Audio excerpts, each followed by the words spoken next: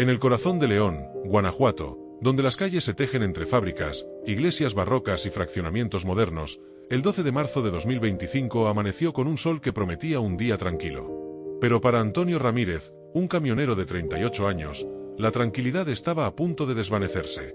Llevaba 9 días en la carretera, conduciendo su Freightliner Cascadia blanco, cargado de productos electrónicos desde León hasta Chihuahua. El viaje había sido largo, polvoriento, con noches de dormir en la cabina bajo cielos estrellados y días de pelear con el tráfico y el calor. Pero esa noche, al dejar su última entrega en Irapuato, algo en su interior lo empujó a regresar a casa sin avisar. Quería sorprender a su esposa, Laura, con una flor de papel que una niña le había regalado en una gasolinera de Querétaro. Pensó que sería un gesto sencillo, un detalle para reavivar la chispa en su hogar tras semanas de ausencia. Antonio manejó directo desde Irapuato, con el motor del Cascadia rugiendo en la carretera. Eran las 8:42 cuando entró al fraccionamiento Villa del Bosque, un lugar de casas idénticas con jardines pequeños y faroles que titilaban en la noche. Vivían allí desde hacía 3 años, un hogar que habían construido con esfuerzo, donde Laura siempre lo recibía con luces encendidas, música suave de fondo y el olor a comida casera. Pero esa noche, algo estaba mal.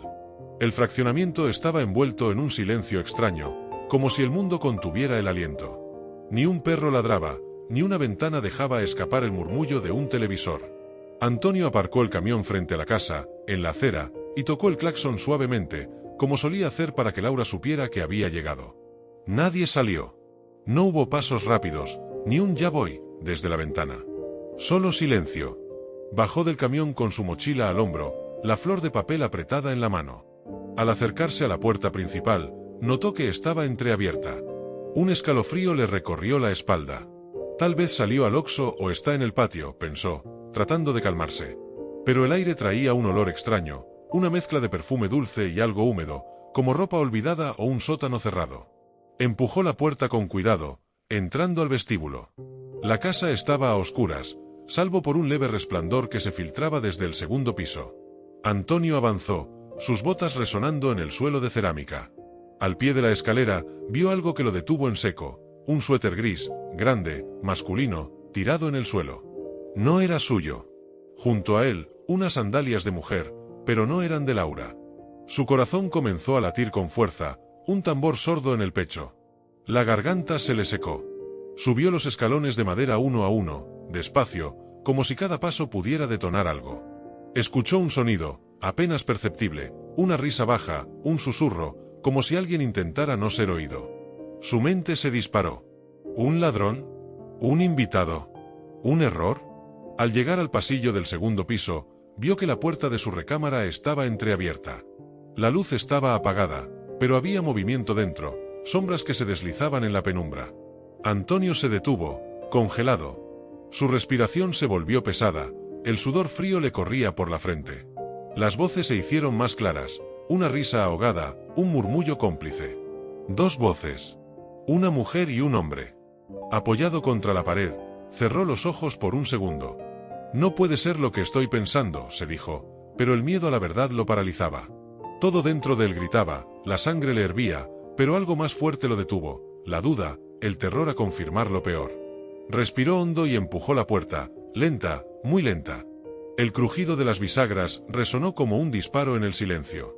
Las sombras bajo las cobijas se movieron. ¿Qué fue eso?, susurró una voz femenina. Antonio no pudo más. Encendió la luz y gritó, con una voz que ni él reconoció, ¿qué está pasando aquí? El silencio fue instantáneo, seguido de un chillido. ¡Ay, no, no!, exclamó una mujer, levantándose de la cama con el cabello despeinado. Antonio se quedó petrificado. No era Laura. Era Sandra, la hermana menor de su esposa, con la cara pálida y los ojos abiertos de terror, envuelta en una sábana como en una telenovela de bajo presupuesto. A su lado, un hombre joven, sin camiseta, con una expresión de pánico que parecía gritar que todas sus decisiones lo habían llevado a ese momento. Antonio no sabía si gritar, reír o derrumbarse. Por un segundo, había creído que Laura lo había traicionado, que su hogar se había roto. Pero esto era otra cosa. ¿Dónde está Laura?, preguntó, su voz ronca, apenas sosteniéndose. Sandra tartamudeó, las palabras tropezándose en su boca. Fue al doctor. Tenía una cita esta tarde. Me pidió que viniera a recibir un paquete. No sabía que ibas a regresar hoy. Señaló al hombre. Él es mi novio, Diego. Solo íbamos a esperar aquí. Antonio la miró, luego al tipo, que intentó levantarse pero se quedó clavado al colchón bajo la mirada fulminante de Antonio. ¿Y se te hizo buena idea usar nuestra cama?, dijo, su voz temblando de rabia y alivio. No íbamos a hacer nada, dijo Sandra, rápido, casi suplicante. Solo nos acostamos un rato. No pensamos que nadie llegaría. Diego intentó hablar, pero Antonio lo silenció con un gesto. No tenía energía para él. Se giró, bajó las escaleras y se sentó en el sofá de la sala, tapándose la cara con las manos. La flor de papel seguía en su mochila, ajena al caos. El perfume dulce aún flotaba en el aire, ahora sabía que era de Sandra. Pasaron unos minutos antes de que ella bajara, ya vestida, con la cabeza gacha. Perdón, cuñado, dijo, apenas audible. No fue mi intención. Laura sabe que estoy con Diego, pero... ¿Y sabe que lo traes a nuestra cama?, la interrumpió Antonio, sin mirarla. Sandra no respondió. Solo tomó su bolso y salió, murmurando un lo siento que se perdió en el aire. Diego no se asomó. Antonio supuso que había escapado por la ventana o seguía escondido, aterrorizado. Abrió las cortinas, dejando que el aire fresco entrara, tratando de limpiar la casa de ese olor, de esa noche. Entonces vio el coche azul de Laura estacionándose frente al camión. Bajó rápido, con una bolsa en la mano y una expresión de preocupación, como si hubiera sentido algo desde lejos. Antonio abrió la puerta antes de que tocara. ¿Estás bien?, preguntó ella, apenas viéndolo. Tú me lo dices, respondió él, señalando la sala donde Sandra aún estaba, aunque ya se iba. Laura entró, vio a su hermana y frunció el ceño. ¿Qué hiciste, Sandra? Solo vine a recibir tu paquete, balbuceó Sandra. No pensé que... ¿Y se te hizo buena idea usar mi cama?, la cortó Laura, su voz afilada. Antonio se quedó en silencio, el cansancio de la semana cayendo sobre él como una losa. Laura lo miró, y en sus ojos él vio una mezcla de culpa, rabia y decepción, pero no por él, sino por su hermana. Mi amor, dijo Laura, acercándose. No sabía nada. Le pedí que viniera por unos libros que pedí. Pensé que estaría sola.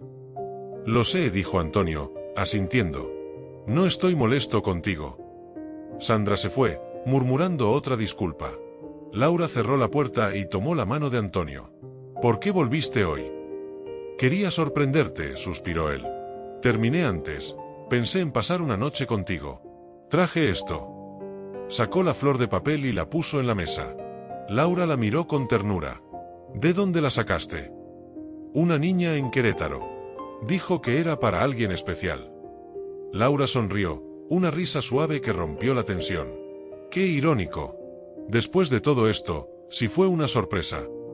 Se rieron, primero tímidos, luego más fuerte, una risa nerviosa que liberaba el peso de la noche.